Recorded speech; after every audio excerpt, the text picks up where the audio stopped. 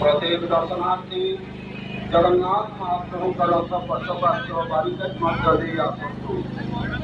ଜଗନ୍ନାଥ ମହାପ୍ରଭୁଙ୍କ ରଥ ନିକଟରେ ବାହାରିଲେ ପ୍ରଥମେ ଜଗନ୍ନାଥ ମହାପ୍ରଭୁଙ୍କ ଦର୍ଶନ କଲେ, ପରେ ପରେ ମା ସୁଭଦ୍ରା ଦେବୀଙ୍କୁ ଦର୍ଶନ କଲେ, ଶେଷରେ ବଡ଼ ଠାକୁରଙ୍କୁ ଦର୍ଶନ କରି ବଡ଼ ଠାକୁରଙ୍କ ରଥ ପାର୍ଶ୍ୱ ଦେଇ ବଡ଼ଦାଣ୍ଡକୁ ବାହାରିଥିଲେ। ହରିବୋଲ ହୁଳହୁଳି ଦିଅନ୍ତୁ, ଆଗକୁ ଆଗକୁ ଚାଲନ୍ତୁ। ହରିବୋଲ ହୁଳହୁଳି ଦିଅନ୍ତୁ, ଆଗକୁ ଆଗକୁ ଚାଲନ୍ତୁ।